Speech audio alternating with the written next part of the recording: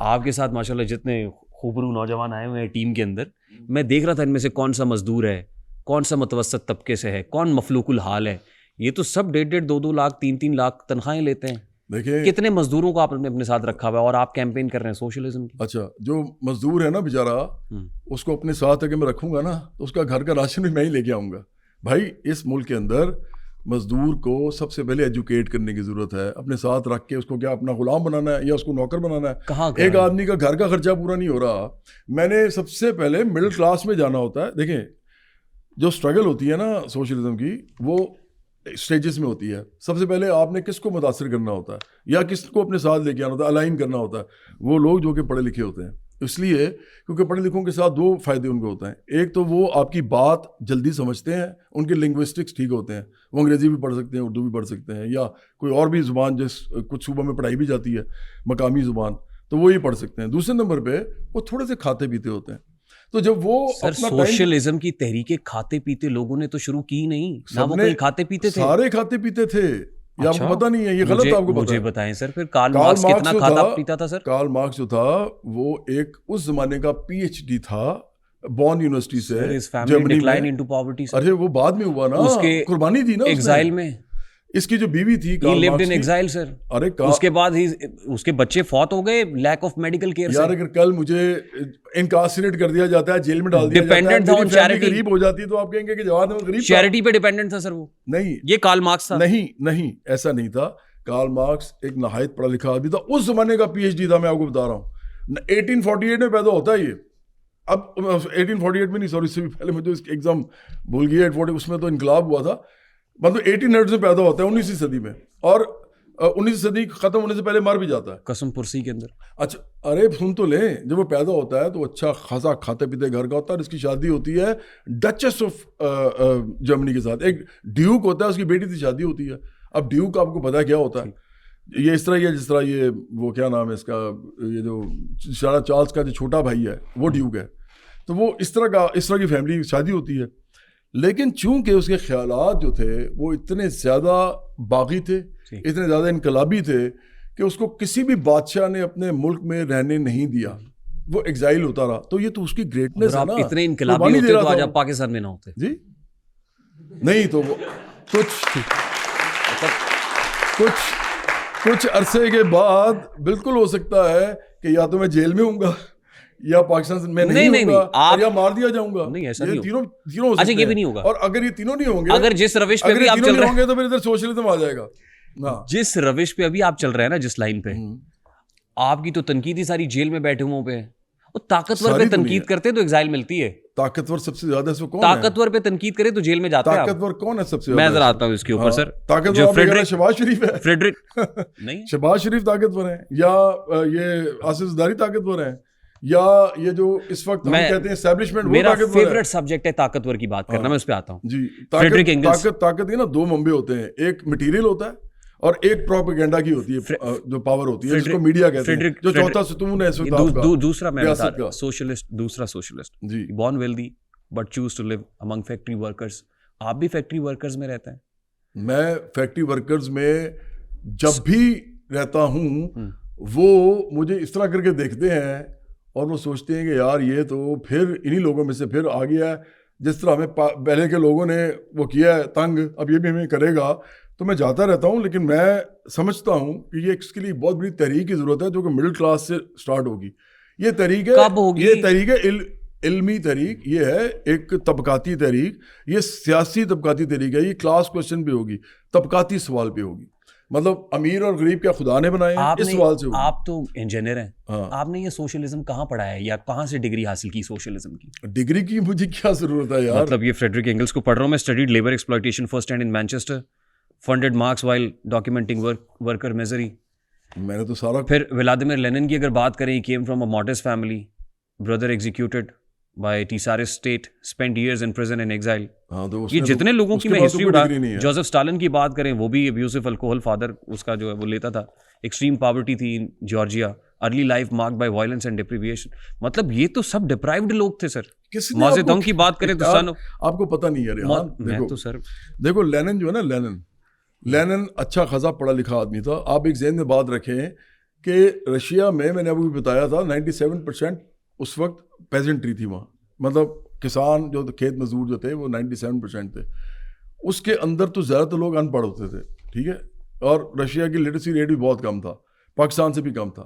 تو اس میں لینن کا پڑھنا لکھنا, لینن کی فیملی خوشحال فیملی تھی, ٹروٹسکی کی فیملی خوشحال فیملی تھی, یہ زبانیں جانتے تھے بہت ساری, صرف ایک رشین نہیں جانتے تھے. ماؤ زیڈونگ جو تھا وہ تھوڑا سا آپ لوور مڈل کلاس کا نہیں, پھر پڑھا لکھا آدمی تھا, son of poor peasant farmer. اتنی بڑی کتاب لکھی ہے اس نے, witness rural exploitation.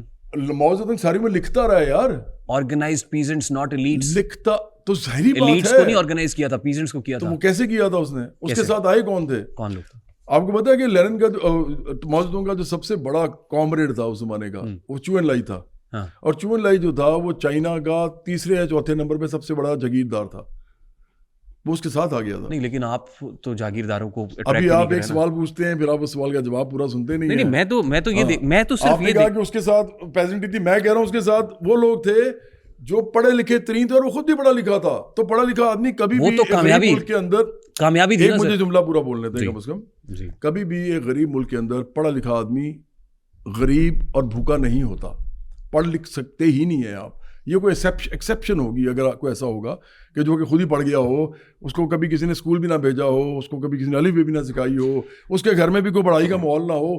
پڑھا لکھا آدمی ہمیشہ لوور مڈل کلاس سے ہوتا ہے, یا مڈل کلاس سے ہوتا ہے, یا اپر مڈل کلاس سے ہوتا ہے, یا ایلیٹ سے ہوتا ہے. آپ نے زندگی میں کون سی ٹربلز, میزریز, ڈیفیکلٹیز فیس کی ہیں؟ وہ جواد احمد جو university of engineering and technology میں میکینیکل انجینئرنگ کرتا ہے, خوشحال گھر کے اندر الحمدللہ پیدا ہوتا ہے, اچھا کھاتا پیتا ہے, اس کے بعد سنگنگ کرتا ہے, لاکھوں روپے کانسرٹس کے لیتا ہے, اس کے بعد آج بھی جب آتا ہے تو فراٹے بھرتی ہوئی ریوو کے اندر, بلیک ریوو کے اندر جواد احمد صاحب کی انٹری ہوتی ہے.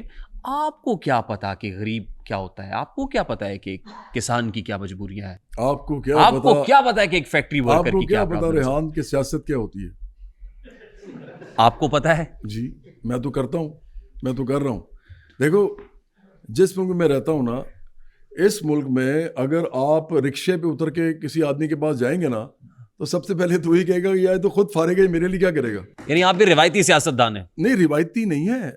روایتی سیاستدان وہ ہوتا ہے جو پیسے کمانے کے لیے, شہرت کے لیے, عہدے کے لیے کام کرتا ہے. میں تو روایتی سیاستدان نہیں ہوں. میں آپ کو یہ بتا رہا ہوں کہ کچھ گراؤنڈ ریئلٹیز ہوتی ہیں. میری جو ریبو ہے وہ صرف 50 لاکھ کی تھی جب میں نے لی تھی. 50 لاکھ کا تو ان دنوں 50 لاکھ بھی 2.5 کروڑ ہوگا. ان سب لوگوں کے گھر جو ہے نا 50 لاکھ سے زیادہ کے ہیں. یہ کب لی تھی آپ نے؟ سن تو لینا پہلی پوری بات. نہیں 50 لاکھ جب لی تھے تب 2.5 کروڑ ہوگا. 50 لاکھ وہی تو بتانے لگا ہوں. 50 لاکھ کی جب یہ تھی نا تو لینڈ کروزر اس وقت تھی 5.25 کروڑ کی. 5.5 کروڑ کی لینڈ کروزر تھی اور 50 لاکھ کی ریبو تھی. اور جب میں نے لی تھی نا ریبو, اس سے پہلے میرے پاس لینڈ کروزر تھی جب میں میوزک کر رہا تھا. اچھا سن تو وہی تو کہہ رہا ہوں, چھوڑ دی نا کہ آپ تو خوشحال, میں نے اپنے کو ڈی کلاس کیا. اچھا اب وہ بھی اس کی وجہ کیا تھی وہ بھی سن لیں. میں نے ایک میرا دوست تھا, وہ مجھے کہتا ہے کہ میں نے کہا یار مجھے نا سوزوکی چھوٹی والی لے دو FX, اور میرا دل اچاٹ ہو گیا, میں چھوٹی گاڑی میں پھروں گا.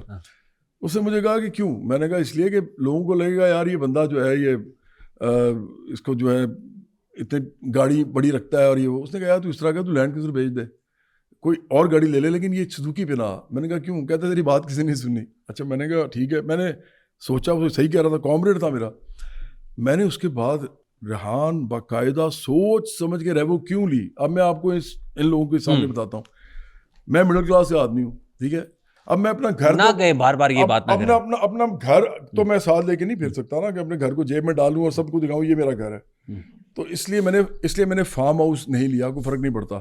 میں نے کبھی پراپرٹی نہیں بنائی, سوائے ایک پراپرٹی میری ہے جو میرے نام پہ ہے اور میری بیگم صاحبہ کے نام پہ ہے.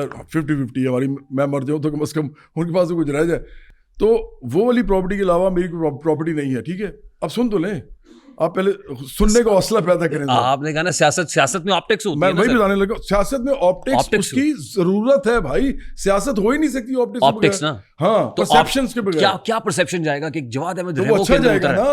ان کو یہ نہیں لگے گا کہ ہم سے کچھ لینے آیا ہے. ان کو لگے گا کہ یہ آدمی ابھی بھی بھوکا نہیں مر رہا, لیکن یہ اپنی ساری چیزیں چھوڑ کے اس جگہ پہ آ گیا کہ یہ ریوو پہ پھر رہا ہے, جو کہ پولیس والوں کے پاس ڈالا بھی ہوتا ہے. ایک مزدور پولیس والوں کا ڈالا بھی ہوتا ہے, ویسے ہی ہوتا ہے. مزدور جس نے ٹوٹی ہوئی جوتی پہنی, چپل پہنی, وہ تو آپ کے قریب نہیں آئے گا. آپ ابھی تک نا مجھے بات ایک دفعہ بھی آپ نے پوری نہیں کرنے دی. دیکھو ریحان, وہی تو مسئلہ ہے نا, یہ پوڈ کاسٹ ہوتی اسی لیے نا, یہ پیسے کمانے کے لیے ہوتی ہے. نہیں, یہ آپ کیسے کہہ سکتا ہوں,